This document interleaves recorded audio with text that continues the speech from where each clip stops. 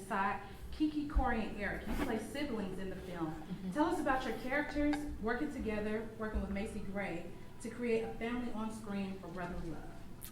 Well, I mean, I've been a fan of Corey since I was a kid. He auditioned for Q in the V, and I was like, I'm gonna marry this man. So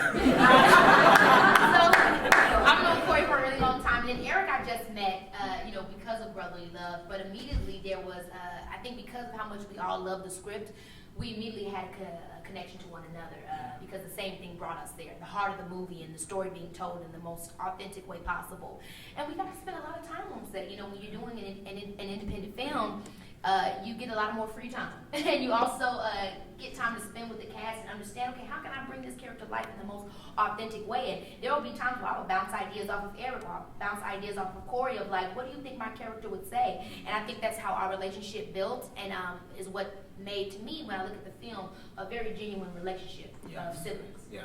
Yeah, I mean, it was awesome to work with Macy because when she stepped on set, you know, you just got this vibe that there was this presence. And the most awesome part about working with her is that, you know, she's willing to go wherever you need her to go for your performance to be, you know, the best that it can be. And I remember the first time I saw her, I just went over and I laid on top of her, you know, just like, and she started playing with my head. This was before she knew my name.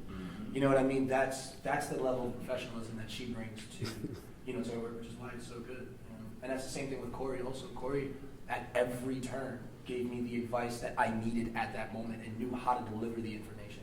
So as someone who was his first time working on set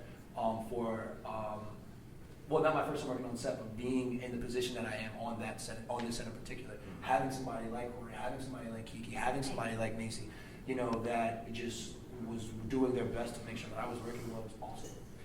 Yeah, this is a funny story. I remember when Macy showed up on set, you couldn't call her by her name. Oh, you had to call her by her yeah. That's right. I think she said she was leaving, right? So I was like, well, all right, is she ready? So it was kind of cool. But working with these guys and this cast, it was amazing because everybody, they worked hard, they were professionals. And when you're shooting an independent film, it starts as an independent film, you're on a tight schedule. So every day counts, every minute counts. So I don't care. I'm like, we got to get it, and everyone has to put like their best foot forward because, you know, you don't have the luxury of like a big budget. So and you actually became the big brother of the set. I became the big brother, so it's kind of like this, you know, you're going to get the truth with me, like in everything, and you're going to get the passion, but it's just like this because I really care about the art more than anything, and I put my heart and soul to this, and so did everybody, and like I said, it was a great family environment, but when it was time to work, everyone showed up and did their jobs, and that was a great experience to be a part of, so very thankful for that.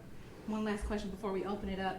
Keke and Quincy, your characters are complicated and intense.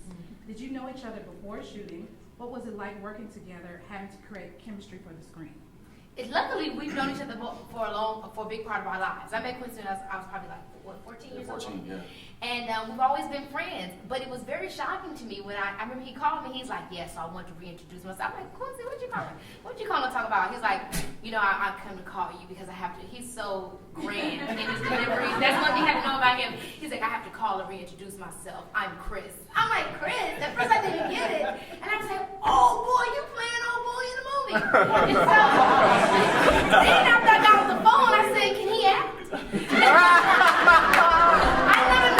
I never knew him to be an actor. And we found out he can. I tell you, he blew my wig back. I said, Quincy, I never knew. When we did our the first thing we shot is like the first time actually that Jackie and Chris meet. And he was such a giving actor. And it was that's like the best thing you could ask for, is that somebody that's able to give as well as receive, and it was a fun game. And I realized right in that moment, this was going to be much like our friendship, a give and take, a call and response, and very fun, playful. Yeah. We were able to find so many colors with the help of Jamal and these characters that were on the page and that we created in the moment, just because of that the ego wasn't there. Yes. You know what I mean? It was just like, let's do it, let's go for it, let's what you think of this, what you think of that, and it was really fun. He was fun to work with. Yeah, I think you know, having that previous relationship obviously is nothing but a gift, you know, and being able to just, you know, come to an unfamiliar town and then kind of, you know, be with some people who you're familiar with, that kind of sets everything at that comfortable state where it's like, you know, we came to work, but then it's like we are so close, they don't even feel like working anymore. And it just became such a friendship and the camaraderie, you know, between the whole cast was, you know, just super amazing, you know, and you know, Keke's a veteran, you know, she's been out here, she's doing, you know, and it's like, this being my first one going up against her, of course, there was a lot of pressure. I was, you know, like, how am I gonna, like, this is Keke Palmer, you know, how am I gonna, you know, be at her, I was like, gosh, like, can I get somebody linked? It's good, you know, but, you know, You did great, though. it definitely was a blessing. She helped me out, you know, and I think I said, you know, knowing her definitely, you know, brought that side of me as an actor that, you know, couldn't have been, you know, brought out, I guess, if you were, you know, somebody random, you know, that history helped. So thank you, Keke. Listen, I don't mean to interrupt, but I must say I want to thank Queen, Absolutely. Flavor Unit, Shakim, all the producers who were very, you know, pivotal in making this film come to life. And then Charlie Mack, he was there in Philadelphia, like every day, like making sure everything was in order. So we couldn't have done it without him. Yanli, all the beautiful producers, Ron, Definitely. Jacob over here chilling. Jacob's trying to So, hide, but we I mean, it was definitely a collaborative effort, and it was teamwork, and that's how you make the dream work. So we did that. So thank you guys. I was actually surprised that after we finished, I talked to everybody. There's not a week that goes by without talking to one of these people.